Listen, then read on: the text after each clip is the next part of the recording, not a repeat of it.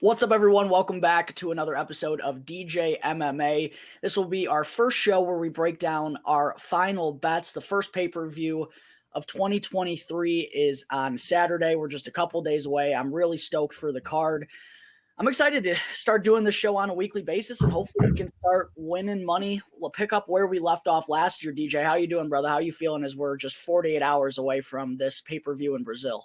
Good. No, I'm feeling good. I'm happy that we're finally getting a pay-per-view. I mean, I'm a little pissed off about the pricing on it, but I mean, other than that, I'm excited. It's a pretty good card, and we're in Brazil finally, back after like 4 years or something like that for a pay-per-view at least. I think the last event they had in Brazil, it was COVID. It was like the first event that happened for COVID. It was like Kevin Lee and Charles Oliveira. And then that's when we first figured out about COVID, and they shut down the entire arena. That was like the first event they had with no fans. So like this is the first time they're coming back with fans in a while. So it's kind of cool. Yeah, it'll be cool to see them back down in Brazil. The UFC is going to be really international here to kick off 2023. They're, of course, going to be in Brazil this weekend. Then they're going to be in Perth, Australia in February, London in March, right? In mid-March. Yep. Yeah, so they're going to be all over the place. But I personally like that. I like seeing these different atmospheres and getting different exposure in different countries. And so far on last episode, we talked about, or maybe it was the first episode we talked about how crazy the fans were in Paris for that Francis Ngannou fight. I'm excited to see the UFC go to different places. What do you think about that all in all, just kind of before we get into things? No, it's definitely good to evolve the sport, obviously, in different areas. I know that South Korea card was supposed to happen, but Chan Sung Jung was hurt. So Korean Zombie, he was hurt. So he wasn't able to fight on that card. But yeah, no, it's good to kind of bounce around. Obviously, that's kind of what evolutionized the sport to begin with, was the fact that they didn't just stay in the United States. They went global. So no, it should be interesting. I mean, Brazil fans are rowdy as fuck. I mean, those people know how to party. They know how to drink. They know how to have a good time. They say, Vu Mamo Hair, which means like off with your head. They scream that for every single fight, which is awesome. If there's a Brazilian fighting, it's going to be loud as fuck in there. So I'm pretty excited about that. Yeah, it's going to be a lot of fun. I'm excited for things to get underway here soon. Before we talk about UFC 283 on Saturday, DJ, we are starting off talking about Francis Ngannou, who was recently on the MMA Hour with Ariel Helwani. Obviously, we heard Dana White's press conference to announce that Francis was vacating the belt and that he would be a free agent. We touched on that in the last episode. Now we got to hear Francis respond and give his thoughts and opinion on everything that went down. What did you take away from that quick interview with Francis and Ariel? Yeah, I mean, obviously money wasn't the issue with Francis's contract. I mean, I know he talked a lot about money to begin with, but the fact that he wanted, a fighter union, he wanted better pay for, the lower tier of fighters. He wanted a bunch of different things that I think all fighters kind of want. So obviously I respect the fact that, he's trying to, give back to the fighters and create more opportunities for sponsorship, create more opportunities for money in these fighters' pockets and whatnot. But I think the things that he was asking for were probably not going to happen to begin with. So I know he said he didn't expect all of them to happen, just so a couple of them to happen. But I think the things that he was asking for would change the entire business plan of the UFC. So obviously I didn't think it was going to happen. I thought he would eventually sign. I didn't think that he would completely back himself out, like, period. I thought he would still be the champion after all this, but who knows? We got a new title fight coming up in March. I'm more excited for that fight than I've been for any type of heavyweight fight in a very long time, probably since the Francis Ngannou and Gane fight. But yeah, no, I'm excited. I hope Francis kind of, gets a big contract coming his way, whether it's boxing, PFL, whatever he ends up doing. I just hope he makes a lot of money. Before we talk about where we think Francis is going to go next, I thought, man, it's just so clear that him and Dana White, first off, they're not friends. They are not even in the slightest bit close to friends. Francis said they haven't talked in 2 to 3 years. Think about that. That was like, obviously, I respect what Francis was trying to do in those contract negotiations, and it feels like, as you mentioned, it's a thing that all fighters want, and I'm happy that a guy at the top is still having those same morals and respecting the guys at the bottom and is trying to better the sport for everyone, not just the top class, for genuinely everyone. And I respect Francis for holding that mindset. But the thing that stood out to me the most was him saying he hadn't talked to Dana White in 2 or 3 years. Like, Obviously, we didn't know that prior to these negotiations or anything, but if we had known that in the time, we would have been like, oh, there's no way Francis is coming back. These guys haven't seen eye to eye in forever. Yeah, no, which is weird to me because I feel like Francis is the perfect poster child for the heavyweight division. Look at him. He's built like a sculpture. He has a great story coming out of Cameroon. It took him years to get over to the United States. I mean, and Paris too, or France, wherever he ended up. It took him years to get wherever he was going. He has a great story, great background. I remember listening to him on Joe Rogan's podcast talk about kind of his upbringing and kind of how he got to where he was today. And it's very inspiring. So I don't understand what Dana White's beef with Francis is all about. If it's about money, like that's the stupidest shit I've ever heard. I mean, pay the man. He's the baddest man on the planet. I remember Dana being like, this was a few years ago, Dana being like, calling out Francis for having the biggest ego he had ever seen. Do you remember that? I do remember that. So he weird. had ego issues after his title shot. And then the reason why the fight with Derek Lewis was so boring was because Francis had ego issues. I'm like, you want an ego going into the octagon. Right. I don't know. That whole relationship has always seemed bizarre to me. And that's why I think people around the MMA world and who keep up with this weren't all that surprised that it came to this, as disappointing as it is, obviously. But DJ, let's talk about what we think next is for Francis Ngannou. Where's he going to go now that he's a free agent? It sounded like on the MMA Hour, he's wanting to be active. He said he wants to do something by July at the latest and wants to fight twice this year. So obviously he has something in mind. What do you think that is? Yeah, it kind of all depends on the boxing situation. I know Tyson Fury has a fight scheduled coming up with Usyk. I don't know if that's official or not, but I know they were talking about it. So I don't know what's going on with Tyson Fury, but I know that's kind of his number one guy. The number two guy he wants to fight is Anthony Joshua, and I think number three would just be going back to MMA somewhere, whether it's PFL, Bellator, or whatnot.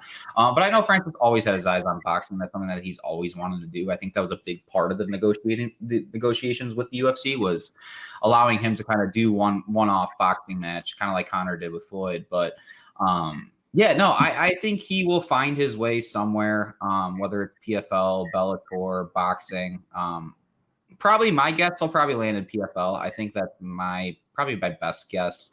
I think the boxing thing probably won't work out for whatever reason. I mean, boxing negotiations are so much different than the UFC. Like, the best fight the best in the UFC. In boxing, it's kind of like tune-up fights, or people are avoiding each other just to have that padded undefeated record. So that's something that I really respect a lot about the UFC and Dana, is the fact that they always do the best versus the best.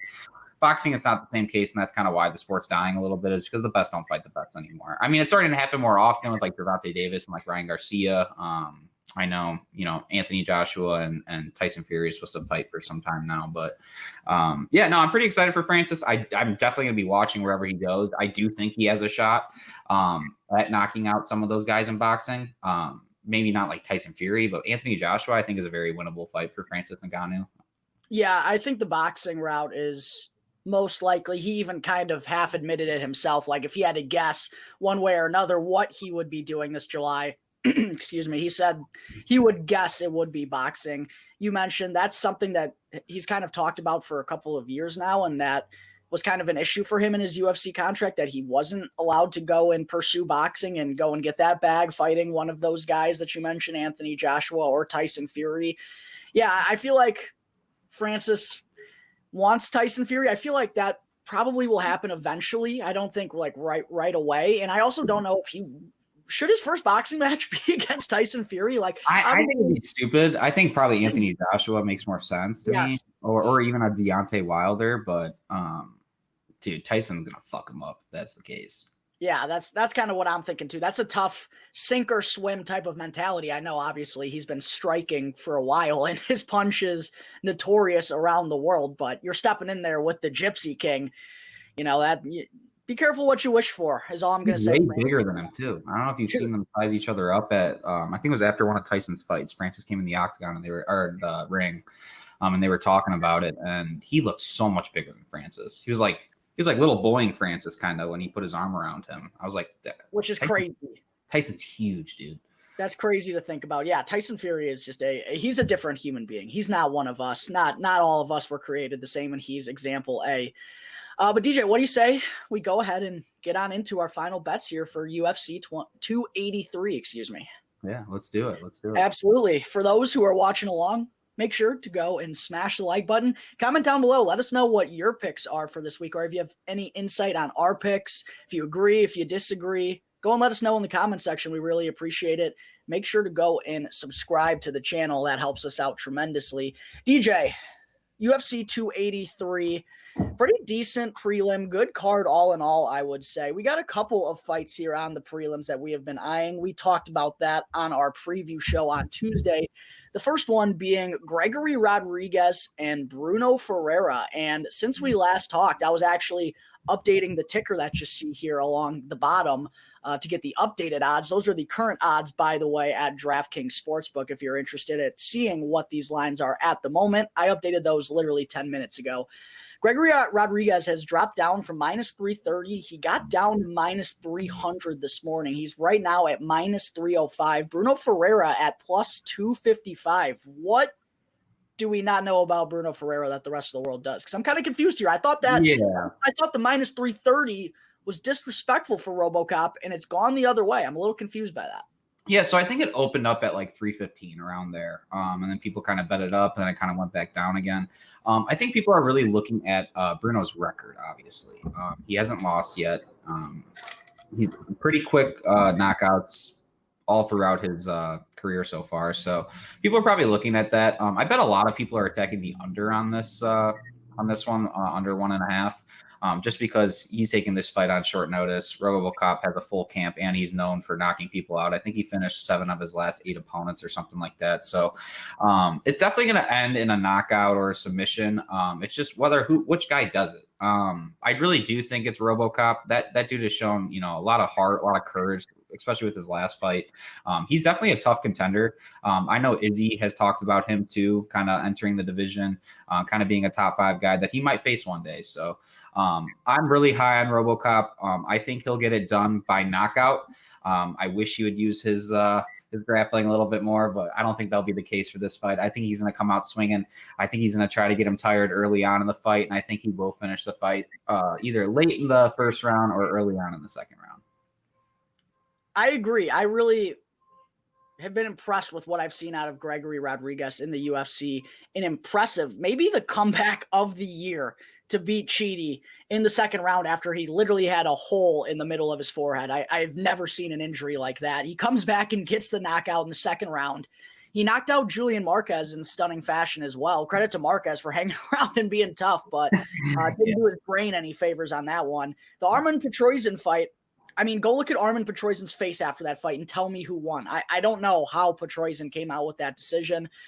He beat, what's Park Jun-young's nickname? The Turtle? Is he the Turtle? Yeah, he's the Turtle or something like that. Yeah, he knocked out. Too. He's not bad either. He's a good grappler. He won us some money over the summer. I do. Yeah, that's a legit win. It's a legit win. He's done nothing but be impressive. He has the nickname RoboCop for a reason. The physique is ridiculous. And I talked about this on our preview show. He's got a 5-inch height advantage and a 4-inch reach advantage on Bruno Ferreira. This is also Ferreira's UFC debut. He fought on the Contender Series most recently. He does have some impressive knockout wins, all by finish. He hasn't even gone to the second minute of the second round yet. So he's had a lot of quick stoppages. I just don't.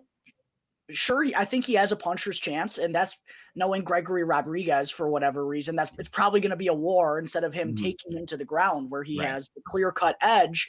I give Bruno Ferreira a puncher's chance, and I think he's strong, and I'm sure he's undefeated for a reason. But Gregory Rodriguez has beat legitimate guys at this weight class.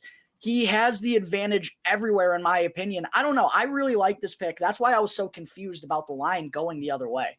Yeah, I really do think it comes down to record. I think that's what people are kind of looking into right now. Obviously, like a lot of odds dropped this week when it comes to props, so I think people are also looking at that too. But yeah, no, I think RoboCop kind of has this one in the bag. I do think Bruno's like a good fighter. Don't get me wrong, but I just think RoboCop's kind of levels above him right now. And with that line being, well, I haven't taken it yet. I know you already took it. I saw the line start to drop, and I decided to hold off, which has been a good decision for me. But we are planning to parlay that Gregory Rodriguez line with Jailton Almeida by finish, by either KO or by sub. He's currently he's swelled up to minus 975 on the money line. to get the job done by finish is minus 550. Listen, I know Shamil's fought some of the best guys in that division, but he's been out grappled, and the grappling pressure that Almeida provides, I mean, he's on you from the get-go. It's kind of Hamzat Chimaev. Yes, right away. Doesn't mess around. You right away, and if you make a mistake, he's going to get you in the rear naked choke. It's like an anaconda on your back, and you just can't shed him. So I do think, like, I believe Shamil can hang around in this fight maybe a little bit. I just think any single mistake he makes in the grappling department, Almeida's going to make him pay for it. I see him getting the finish, whether it be by KO or by sub. And currently that parlay, it's dropped down now to minus 177.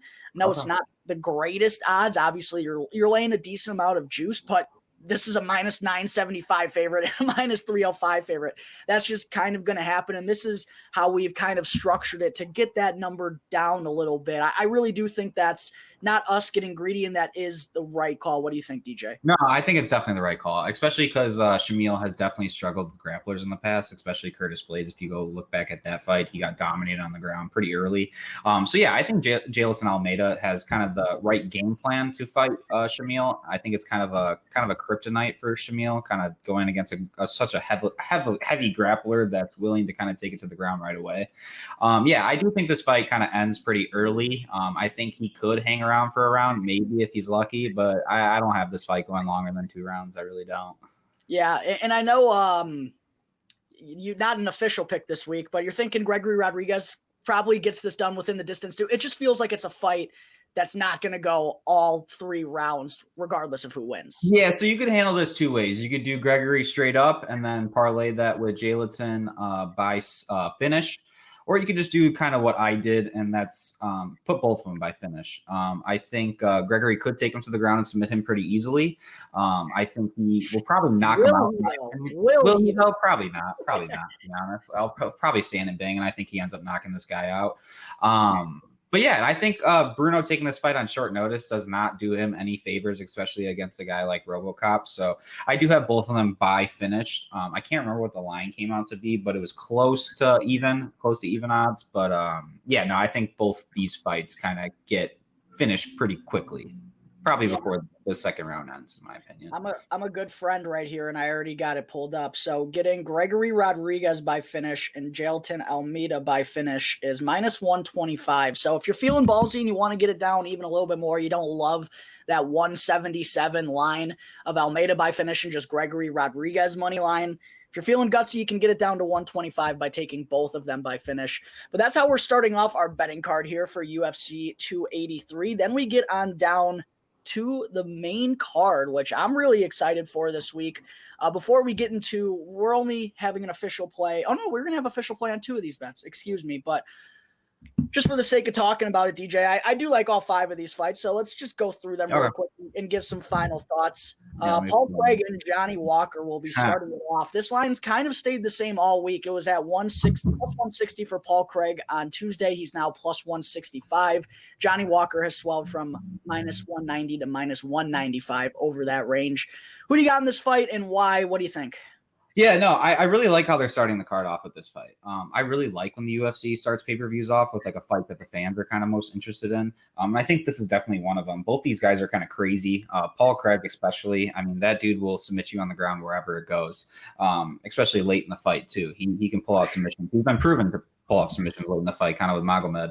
But yeah, Johnny Walker's nuts. That dude's crazy too as well. He kind of starts off really strong. Usually kind of doesn't finish as strong. I know he kind of played it safe with Thiago Santos when he fought that 5-rounder, and he didn't really throw that much. So I think he's going to come out a little bit aggressive, kind of like he did with the Ion Cutelaba fight. I do see this fight kind of going in Johnny Walker's favor, just because I think he's the way bigger, stronger man. I think he does have good jiu-jitsu. I don't know if it's as good as Paul Craig's, obviously, but I do think he'll be able to kind of avoid the submissions, and I do think at the end of the day, he will end up kind of winning this fight. Yeah, that's kind of where my thoughts are too, but you can never count out the Bear Jew. At any point, he can submit you. So I do agree with your statement. Great fight to start off the card. It will have the Brazilians buzzing for Johnny Walker. That takes us to the only female fight of this main card. Lauren Murphy and Jessica Andrade. What do you got here? Yeah, no, I think the little Brazilian Jessica Andrade will get it done. She's a little powerhouse. That girl's a bull. She comes at you strong, hard. She'll take you down. I mean, look what she did to Rose when she dunked her on her head. I mean, that was savage knockout. But yeah, no, I think Lauren Murphy's a little old now. I think she just turned 39. I mean, she did just have an impressive win over Misha Tate, but Misha Tate's also like 39 too. So I mean, can't really account for that too much. I know Andrade that's not her normal division. I know she's usually a 115er, but taking this fight at 125 will allow her to not cut as much weight, and I think she'll be kind of the fresher fighter. I do think this will kind of be a 3-round 30-27 type of fight. I do see it going to decision just because Lauren Murphy is pretty tough, and she was able to kind of stick in there at Valentina for almost 4 rounds, and you saw what Valentina did to Jessica Andrade too. So I do have it going the distance, and I do think Jessica Andrade wins on the scorecards 30-27. We do have an official play on this Gilbert Burns Neil Magny fight, which Is that the next fight? Sorry? Is that the next fight? I have it as Paul Craig. Oh yeah, you're right. Because I keep forgetting about that title. Yeah. Yeah. So Gilbert Burns has swelled, continued to swell. We didn't love the -410 that was listed for him on Tuesday. It's gotten to -460. Neil Magny's up to +370. I know you don't agree with this line, DJ. Tell me your thoughts on it. No, this is kind of a fight that if you are up in the night, you might want to sprinkle a little bit of money on Neil Magny. I do think these odds are a little bit ridiculous. This should be a lot closer fight than the odds say.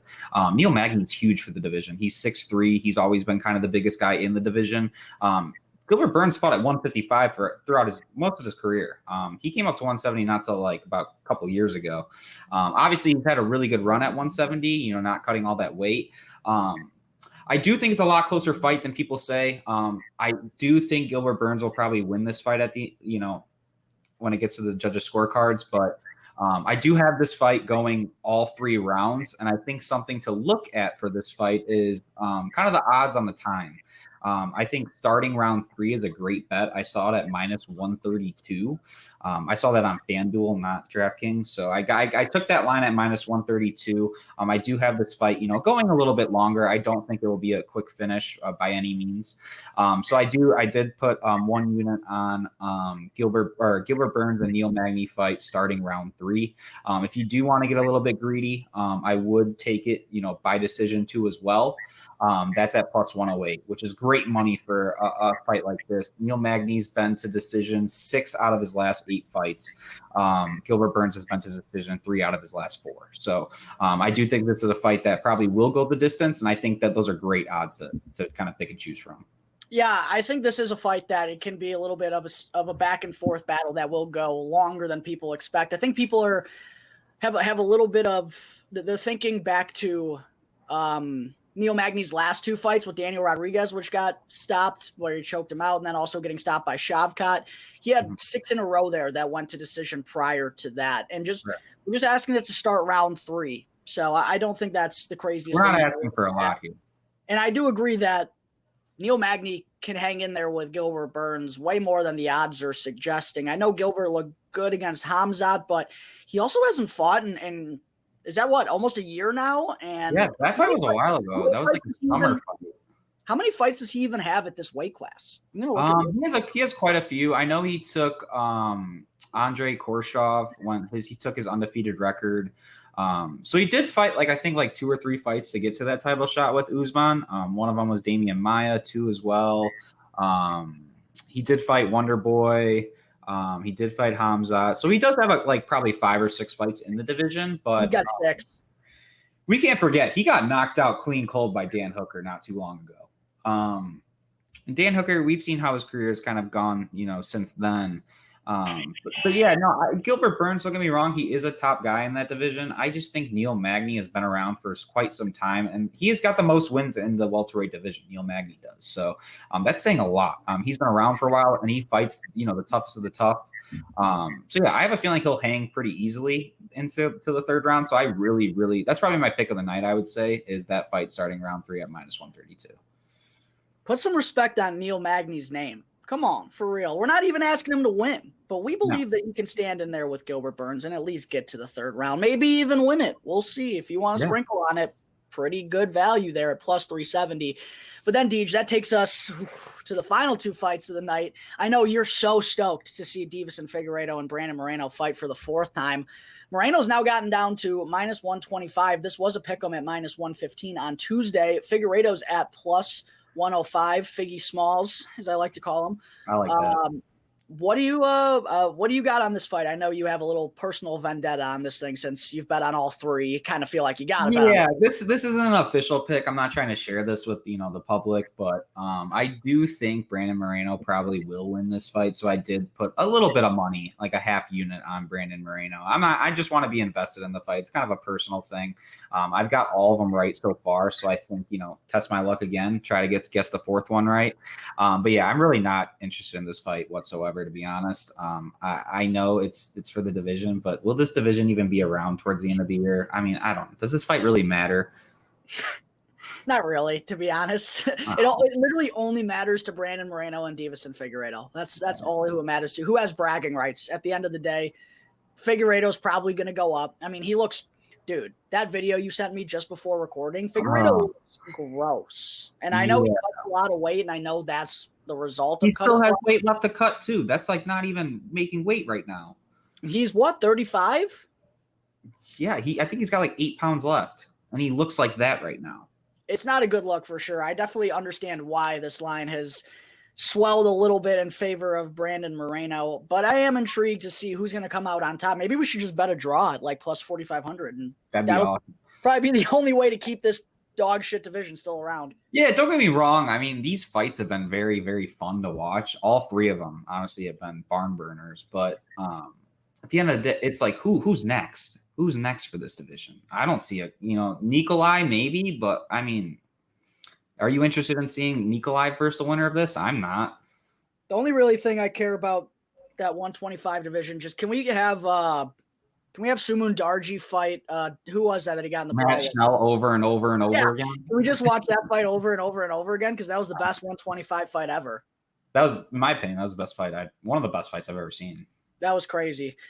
But they will duke it out for the fourth time, hopefully the last time, on Saturday night in Brazil. That takes us to the bread and butter, our final pick for UFC 283 in the main event for the interim light heavyweight championship. Glover Teixeira in his home of Brazil is now plus 120. He's gotten up a little bit. Jamal Hill down to minus 140 on DraftKings.